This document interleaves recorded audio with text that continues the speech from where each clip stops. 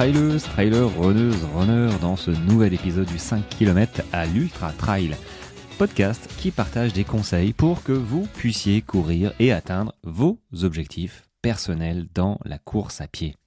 Et salut les amis, j'espère que tu vas bien. Voilà, nouvel épisode du 5 km à l'Ultra Trail. Alors, j'ai l'impression, quand j'essaie de m'écouter en parlant, que j'ai l'air fatigué. Mais oui, j'ai l'air fatigué, je suis fatigué. Et c'est pas grave, j'ai l'impression de me répéter tous les jours. Bon, toi, tu dois être en forme parce que tu dois m'écouter le matin. Alors qu'il y en a qui m'écoutent très tôt, hein, même pendant le boulot en fait, à minuit, minuit et demi, 1h du matin, 2h. Il y en a qui bossent la nuit, les gars, et bravo. Bon courage, félicitations pour ça, parce que ouais, il faut du courage de bosser la nuit. Moi, j'ai bossé la nuit aussi dans la Marine nationale. On avait des quarts de nuit différents, 20-24, minuit 4h, 4h, 8h, parfois des 2h, 8h, puis on enchaînait. Bon, c'était... t'es complètement déphasé. Même quand en fait, t'as une nuit complète, avec l'habitude... t'as ton réveil de, je sais pas moi, 23h30 qui sonne, même sans réveil, voilà, l'horloge interne est réglée et tu te réveilles et voilà, c'est ultra pénible. Il faut quelques jours au minimum pour que voilà, ça revienne un petit peu dans la normale. Donc je sais qu'il y en a qui m'écoutent. Et bravo les gars, bravo les filles, parce que ouais, c'est compliqué. Bon, allez. De quoi je vais te parler déjà de quoi je vais te parler? Ouais, je vais te parler de... Alors, c'est juste en aparté, de la newsletter qui va sortir vendredi sur les électrolytes et boissons d'effort. Les différences entre les électrolytes et la boisson d'effort.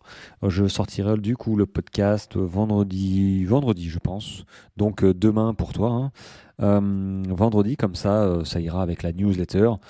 Ça fera un petit complément parce que bon, je blablate toujours plus. Je donne toujours plus d'informations à l'oral qu'à l'écrit. Et heureusement, parce que sinon, on va écrire des bouquins que personne ne lit. Et je comprends parce que moi, je lirai pas non plus. Sauf s'il y a des images, voilà, pour espacer un petit peu le contenu. Mais voilà, c'était ça. Si t'es pas inscrit sur la newsletter, si t'es déjà inscrit sur la newsletter et que tu la reçois, ne te réinscris pas, ça ne sert à rien. Maintenant, si tu n'es pas inscrit à la newsletter, je t'encourage à t'inscrire. Le lien est dans tous les épisodes, normalement, du moins les derniers, et sur Instagram aussi. Tous les épisodes, le lien d'inscription à la newsletter que tu recevras. Voilà, j'envoie une newsletter très régulièrement avec du contenu et là pour le coup c'est une grosse newsletter qui finira en article de blog sur mon blog. Voilà. Bon, je ne vais pas parler d'électrolytes et de boissons d'effort pour le coup. J'avais pensé parler, écoute, de bâtons. On m'a posé une question hier. Est-ce que c'est utile de prendre ces bâtons pour un 20 ou 25 km trail avec du dénivelé? Bon, question qui revient relativement souvent finalement. Est-ce que je prends mes bâtons pour 15 km? Ou est-ce que je prends des bâtons pour 30 km? Alors, dans l'esprit de tout le monde, je pense que c'est acté qu'à partir de 30 km, avec du dénivelé, c'est pas mal d'avoir ces bâtons parce que on va y passer du temps sur cette course. Donc on s'imagine que nos bâtons vont nous aider. Maintenant, est-ce qu'on s'imagine qu'un 15 km ou un 20 km, les bâtons vont nous aider? C'est un peu moins le cas. On se projette, on se dit que finalement, on va courir quoi? 1h30, 2h, 2h30, et que bon, sans bâton, ça peut le faire. Alors, il n'y a pas de vérité unique. Sincèrement, ça dépend vraiment, déjà, de ton objectif en fait de course. Est-ce que tu veux envoyer ou est-ce que tu veux simplement terminer en bon état? Mais même avec un objectif différent, les bâtons peuvent t'aider sur un 15 km qui est rapide. Mais un 15 km avec des bâtons, je pense que bien utilisé, forcément ça te fera gagner du temps dans les montées. Forcément, c'est évident. Alors oui, effectivement, tu peux te tirer dessus, pareil, mettre autant d'intensité avec des bâtons que sans les bâtons, parce que finalement, 15 km, quand tu es hyper entraîné, ça passe quand même hyper vite. Je veux dire, en 1h15, c'est loché, avec du dénivelé, ça passe. Donc finalement, toute l'énergie que tu as mis dedans, au bout d'1h15, tu n'en as plus besoin, tu es arrivé. Voilà. Mais si tu passes 3 heures sur ta course, 3 à 4 heures, Bah oui, tu peux pas te permettre de mettre, de dilapider, on va dire, toute ton énergie au bout d'une heure. Derrière, il faut quand tu continues à courir. Et les bâtons sont là pour ça. Même si tu es affûté, les bâtons vont t'aider à avancer et à durer surtout dans le temps. Donc il n'y a pas, il y a pas à trop se poser de questions en fait. En fait, ça dépend si le profil de ta course est avec beaucoup de dénivelé ou pas.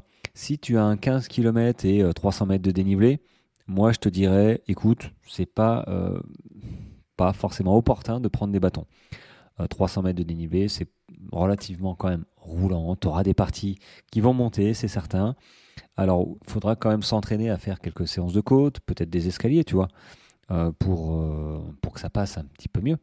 Mais les bâtons ne seront pas d'une aide essentielle, sachant que tu les auras en majorité à la main et que tu vas pas les ranger parce que bah, c'est chiant de les ranger. On n'a pas tous un carquois, moi j'en ai pas. Et finalement, c'est plus pratique de les garder à la main. Mais bon, sur le plat, c'est pas foufou. Encore faut-il savoir s'en servir. C'est surtout ça, en fait, la grosse différence, c'est que il y a peu de gens finalement qui savent s'en servir dans toutes les situations. En descente, en montée, sur du plat, en faux plat montant. Toutes les situations sont bonnes pour se faire aider. Hein, vraiment, même sur du plat, on peut s'aider de ses bâtons. Mais vu qu'on s'entraîne rarement avec nos bâtons, hein, on va pas courir, on fait pas nos sorties longues forcément. 1 heure et demie, on court sans bâton. 2 heures, on court sans bâton. Enfin, moi, très rarement, je sors mes bâtons, finalement. Et je me suis aperçu sur ma dernière course, le 300 km, enfin le 360, qui était finalement un 380 et finalement fait un 316. Bah, mes bâtons, ouais, j'ai vu la différence dès le fin de première après-midi, à la première journée en fait. Hein. J'ai sorti mes bâtons parce que bah voilà, j'étais au bout du rouleau. Première journée difficile, en montée, sous le cagnard. Je dis bon, ouais, j'avance pas là. Donc je me suis fait aider avec mes bâtons. Alors j'avais hésité à prendre mes bâtons parce que j'avais une tendinite sur chaque coude des bâtons dû à une mauvaise utilisation de mes bâtons 2 ans avant. Donc j'ai toujours pas soigné mes tendinites qui seront jamais soignées, je pense. Mais j'ai quand même décidé de sortir mes bâtons et je les ai utilisés à bon escient pendant 4 à 5 jours. Vraiment, ils m'ont vraiment aidé. Et vu que j'avais mal à mes coudes, je les ai pas utilisés comme j'ai fait la première fois. Donc j'y suis pas allé en force. Donc je les ai vraiment utilisés correctement et ça a été d'une aide hyper précieuse et c'est pour ça que j'étais super en forme aussi parce que ça m'a économisé de l'énergie, ça m'a économisé du cassage de fibres notamment. Donc mes glucides ont été pris ailleurs, donc c'était parfait. Et c'est vrai qu'en règle générale dans les entraînements, les bâtons on les sort jamais. Moi je les sors que dans les sorties à la journée pour s'entraîner. Donc forcément t'as pas l'habitude d'utiliser les bâtons. Les bâtons, limite, tu les sors pour ta course. Mais tu te poses la question, mais comment on s'en sert? Alors, on n'est pas tous, on se dit, bon, on n'est pas tous neuneux quand même. C'est comme courir, hein, c'est facile. On prend les baskets, on va courir. Bon, les bâtons, on les sort et puis bim, bim, bim. Ben, en fait, non, pas du tout. Tu peux essayer de courir juste 1 heure avec des bâtons. Tu vas être un peu empoté avec tes bâtons. Tu vas te dire, bon, comment je m'en sers? Bon, ok, je fais ça, mais est-ce que ça m'apporte vraiment quelque chose, quoi? Ou est-ce que je promène mes bâtons? Je peux t'assurer que sur les courses, j'en vois, et je pense qu'il y a 80% des gens qui promènent leur bâton. Et c'est pour ça que je vais bientôt faire, enfin bientôt, je ne sais pas, mais je vais faire une formation là-dessus parce que moi, les bâtons, ça a été réellement un game changer sur ma course là.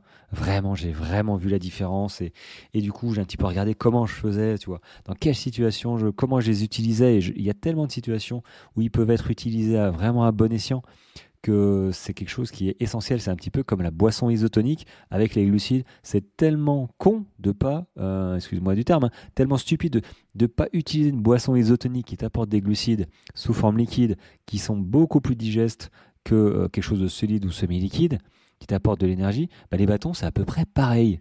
Vraiment, des bâtons, c'est vraiment une troisième canne, mais encore une troisième jambe, hein, mais encore faut-il ne pas les sortir et les promener, quoi. Mais c'est vrai que c'est comme tout. Moi, pourquoi j'ai une tendinite à chaque coude? Bah, parce que finalement, je les ai sortis une seule fois. Ça a été sur ma course, j'allais dire l'ultramarin, mais non, c'est un peu ce que j'ai vu juste avant. L'ultra-Ariège, où je m'en suis servi mon 100 premiers kilomètres, hein, mon premier 100 km de l'ultra-Ariège, donc avec 6 600 mètres de dénivelé, et je m'en suis servi un petit peu comme un bourrin, en fait, en force. Alors ça m'a aidé, oui, mais du coup, je me suis détruit les tendons des coudes, voilà, à l'intérieur de chaque coude. Donc c'est un petit peu, voilà, c'est un petit peu dommage. Mais là, c'est bon, je sais m'en servir maintenant. L'expérience, tu vois, parce qu'il n'y a pas d'école où on t'apprend à te servir des bâtons. Et donc là, j'ai appris un petit peu à la dure. Donc pour t'éviter d'apprendre à la dure, je sortirai une formation là-dessus parce que ça demande une formation. C'est pas juste une vidéo YouTube ou Instagram, machin. Non, ça demande vraiment quelque chose de plus accompli, voilà, de plus réfléchi, avec réellement un process à mettre en place, des exercices, des trucs comme ça, pour vraiment s'en servir et pas juste promener ses bâtons. Donc, faut éviter, règle numéro un, et conseil numéro un, évite de les sortir la première fois sur ta course. Il faut absolument, même pour 1 heure, voir un petit peu comment déjà les déplier, les replier, savoir est-ce que ça te pose un problème, est-ce que tu dois t'arrêter pour les ranger, est-ce que tu sais courir avec tes bâtons à la main. En marchant, en courant, est-ce que tu arrives à prendre tes 2 bâtons d'une seule main, par exemple? Est-ce que tu peux les replier, puis finalement les garder repliés? Est-ce que ça te pose un problème? Tout ça, il faut pas que ce soit une découverte sur ta course. Et bien souvent, ça reste une découverte. Donc sur les bâtons, tu as des bâtons, alors j'en vois très rarement maintenant, des bâtons rigides, tu sais, comme les bâtons de ski. Un seul brin, c'est un bâton. Je sais pas s'il y en a encore vraiment qui. Moi, sur les courses, forcément, c'est à 2 brins. Très souvent, c'est à 3 brins parce que 3 brins, finalement, ça casse la hauteur du bâton en 3 bâtons. Et du coup, ça se range. Une fois qu'ils sont repliés, les bâtons font 35 cm de long. Donc, tu peux les ranger facilement aussi. Donc, il faut vraiment s'entraîner et utiliser ces bâtons pour voir s'ils te vont.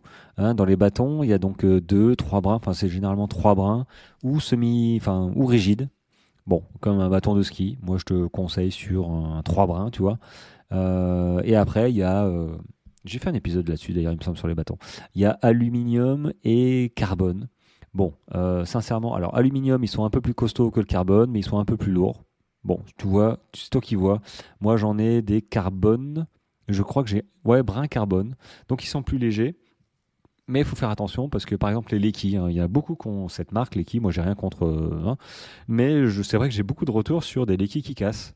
Ils ont l'air relativement fragiles. Donc, moi, si tu débutes comme ça avec ta première paire de bâtons, moi je te conseille en aluminium, il reste relativement léger. Tu vas pas avoir la différence entre 150 grammes et 250 grammes. Sincèrement, c'est pas foufou. Et vaut mieux qu'il soit un petit peu plus solide. Le temps que tu te fasses la main sur c'est des bâtons un petit peu plus rigides, toi, solides, que directement partir avec des bâtons en carbone que tu auras payé 200 balles et dès que tu vas les coincer dans un caillou et puis tu n'auras pas le réflexe de tirer en l'air pour les décoincer, ça va faire ch'ting, tu vas les péter en deux et tu auras une larme à l'œil là, tu vois. C'est un peu comme tu viens de passer ton permis et tu as une Ferrari entre les mains, tu démarres, tu accélères et bim, voilà, tu es dans le bac à sable. Donc tu as un peu les boules. Les bâtons, c'est à peu près pareil. Laisse-toi le temps de progresser. Voilà, même dans ton équipement, laisse-toi le temps de progresser. Va pas acheter les dernières chaussures, forcément, plaque carbone. Bon, je les conseille un petit peu. Plaque carbone et qui va te coûter un bras. Reste cool. Ta montre, c'est pareil, tu as le temps. Surtout si tu débutes, tu as le temps de. T'as pas besoin des dernières. Alors, c'est tentant, hein. C'est tentant, toutes les métriques qu'il y a chez Garmin, chez Sunto et les autres là. C'est vrai que la cadence de pas, la hauteur, l'oscillation, le machin, t'es là, tu dis wow, génial. Je cours pas plus vite avec ça, mais c'est génial. Ou c'est ta montre qui te dit, gros, va t'entraîner parce que là, c'est pas encore ça. Oh merde, ça, je supporte pas quand c'est ta montre qui te dit, dis donc. Il faut que tu te lèves là, ça fait, ça t'a pas fait assez de pas. Bon, ma montre elle dit pas ça, disons, je la porte pas. Comme ça au moins c'est réglé. Elle est rangée, elle est quelque part, tu vois, et elle est prête à aller courir. Parce que son rôle premier, c'est de me donner, d'enregistrer ma séance. Voilà, je la mets, bim, j'enregistre.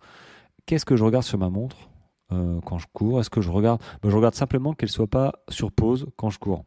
Le reste, mais je m'en tamponne vraiment. L'allure de temps en temps, quand je cours, je me dis tiens, je suis à combien? Tiens, je suis à 9, 10 km/h.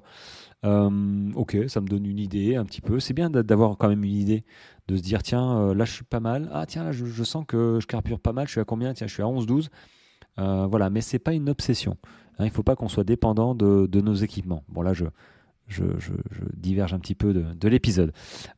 Surtout que j'en ai déjà parlé, mais bon, c'est normal, hein, avec un épisode par jour, c'est un petit peu redondant de temps en temps, mais c'est bien d'enfoncer le clou, tu vois, sur les équipements. Faut pas être esclave et surtout être progressif aussi dans ses achats. Ça sert à rien de se suréquiper si on n'est pas bien entraîné. Ça rime à rien et puis c'est beaucoup finalement de déception derrière parce que tu dis ouais, je sais pas pourquoi je me suis entraîné, je me suis équipé, j'ai machin, je fais attention à toutes ces données et puis finalement j'arrive pas à courir. Ah oui, parce que sincèrement courir, qu'est-ce qui compte? Il compte une bonne paire de chaussures et des bonnes séances. Et les bonnes séances, bah, ça s'invente pas. Soit tu fais appel à un coach, comme moi peut-être, enfin que moi d'ailleurs, hein, pas les autres. Bref, soit tu cours correctement, tu t'informes. Mais si tu fais n'importe quoi, bah, t'as beau avoir la dernière montre, la Phoenix 8 ou 9, là, je sais plus combien, plus de 1000 balles, écran saphir, machin, solar, bah, c'est pas ça qui va te faire réussir ton 10, ton 15, ton 30, ton 50. C'est pas ça. C'est vraiment l'entraînement. Hein. Soyez-en persuadés. Bon, allez, ça fait plus de 15 minutes. J'ai un petit peu divergé. Je ne sais pas trop finalement le sujet de cet épisode. Si, c'était les bâtons quand même. Hein. Bah écoute, si tu as des questions, tu n'hésites pas. Je sais que j'ai reçu pas mal de questions. Alors, c'est plutôt des questions, c'est plutôt des grosses questions qui demandent vraiment des réponses comme un plan d'entraînement. Alors, je pense à Greg, je pense à certains qui se reconnaîtront. Je vais couper les questions en plusieurs podcasts pour répondre parce que déjà ça me demande du temps et c'est vraiment des questions à prendre. Enfin, faut prendre un rendez-vous là. Et le temps, c'est de l'argent malheureusement. Donc voilà, je peux pas tout satisfaire, mais j'essaye de rendre service dès que je le peux. Allez, sur ce, encore merci de vos écoutes. C'est vraiment cool parce que le podcast décolle et j'étais 7e il y a 2 jours, je crois, et je l'ai dit, et 7e sur Apple Podcast. Hein. Ben, c'est pas mal. Sincèrement, je pense pas faire beaucoup mieux parce que les 5 premiers sont un petit peu indéboulonnables. Mais bon, c'est juste comme ça. Je cherche pas. Moi, je cherche voilà, du coaching, je cherche à rendre service. Et quand il y en a qui me disent écoute, grâce à tes épisodes et ta newsletter, j'ai réussi mon premier 21 km, j'ai réussi mon premier 40 km trail. Bah, c'est top, même s'ils n'ont pas pris un coaching avec moi, tu vois. Ça m'encourage à faire ce que je fais là à 21h14 après une journée de 9h. Eh ben, je continue et ça, c'est vraiment chouette. Donc, partagez le podcast comme ça a été fait aujourd'hui, c'est vraiment cool. Moi, je rebondis sur vos comptes et je vous remercie en story. Comme ça vous donne de la visibilité si vous voulez en avoir. Et moi, ça continue. Ça me motive encore plus. Voilà. En tout cas, c'est donnant et moi, j'adore. Voilà, c'est un partage, comme tout ce que je fais sur finalement partage de comptes, partage de contenu, de conseils et de courses qui va bientôt arriver. Hein, la course du Grand Raid des Qatars. C'est le 20. Attends, je regarde mon calendrier. Octobre, c'est trop tôt. C'est trop tôt en fait. Il arrive trop tôt. C'est le 24. 24 octobre. Donc c'est dans 14 jours. Ouais, c'est ça, c'est dans 2 semaines. Je rigole, mais c'est nerveux.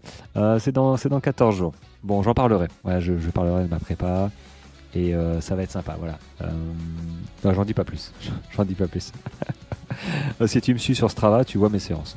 Bon, allez, sur ce, je te souhaite une très bonne journée, qu'elle commence bien ou qu'elle continue bien, voilà. Et puis on se retrouve demain pour un nouvel épisode. Allez, ciao.